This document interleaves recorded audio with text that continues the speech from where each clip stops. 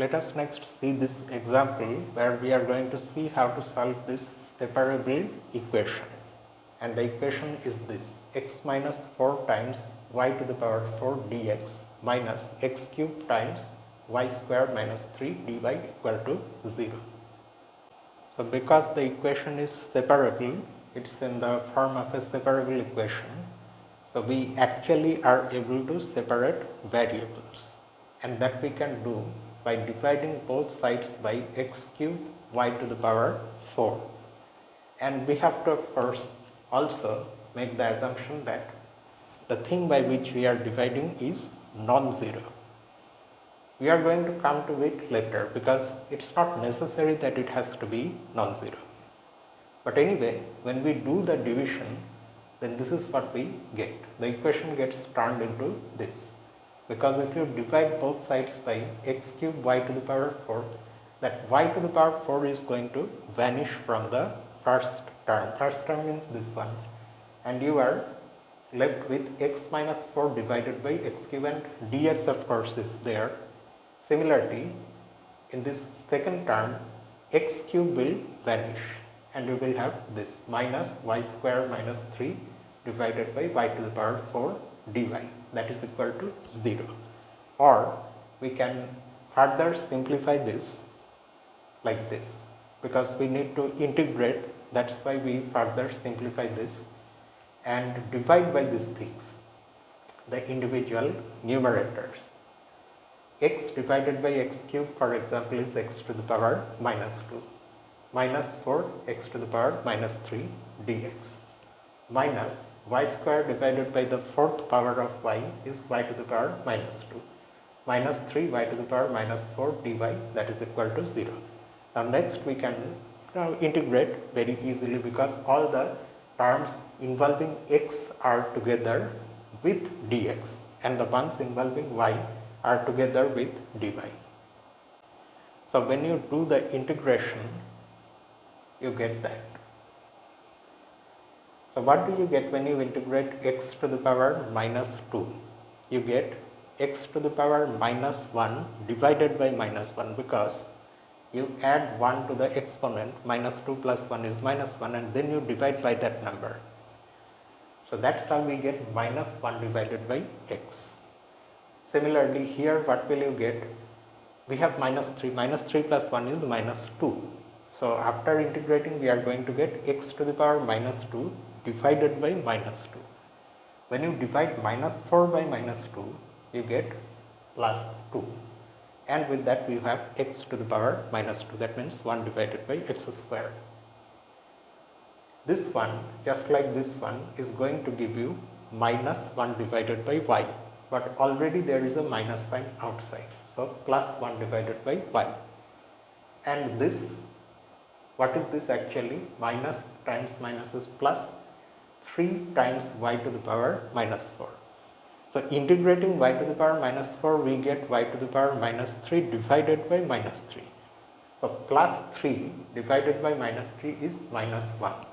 Y to the power minus 3 means 1 divided by y cube, that is equal to constant. And this constant is arbitrary, of course.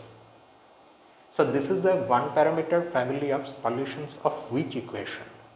Of the modified equation. So that means any function you choose from here by taking any real number in place of c, that function is going to satisfy this differential equation. But then if you multiply both sides by x cube y to the power 4, you get back the original equation. That is also of course automatically satisfied by that function. So that's how this becomes a one parameter family of solutions of the original equation. However, you may remember that in the previous video we talked about the issue of being careful when we do divisions or multiplications like this. We may be losing or gaining solutions. So that's what we are next going to see. We divided by this quantity with the assumption that this is not 0. However, what will happen if it is 0? Let's see. So we next consider the case where y to the power 4 is equal to 0. we can avoid x equal to 0 that case because it's a single value of x. Okay, we can avoid that. We can think of the differential equation as defined in a region of the plane where x is not equal to 0. That means that region does not intersect the y-axis. Any point on the y-axis has its x coordinate equal to 0. So that is entirely avoided with the assumption that the differential equation is defined in a region of the two-dimensional plane which does not intersect any part of the y-axis. Okay. So fine, that means x is non-zero for us always. But that possibility still remains that even when x is non-zero, which makes x cube non-zero, y to the power 4 may be 0. And that happens only in this case where y is equal to 0. So we next consider the solution y equal to 0 of this equation means this is the only possibility in which the fourth power of y can be 0. However, do not forget that this y actually is the function. Actually, this is what we are trying to find, right? And we found these y's already. But is there something else, some extra y? So then the original differential equation, you go back to the original differential equation, it is in differential form, something times dx plus something times dy equal to 0.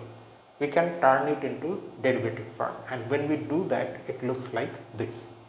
And you can see that in transforming the original equation into this form also we have used some assumptions, namely that x is non-zero, so that's why that assumption was needed. Also y square is not equal to 3.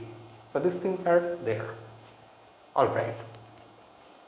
But now you look at this equation and you see that clearly this y equal to 0 is a solution of this differential equation, I mean in this derivative form. Why? Well, what is the function y equal to 0? It's the constant function 0 which has the 0 value at any x value. So if you differentiate this function, you are going to get 0 because it's the constant function. And what happens to the right hand side of this equation when y is constantly 0? It is also 0. So that means this is also a solution of the differential equation which however is not included in this one parameter family. That means this is an extra solution.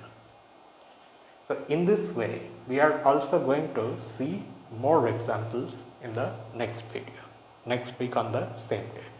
So see you next week with more examples and possibly more things about separable equations. Until then, this is me, Lucifer from a mathematical room. Have a nice day.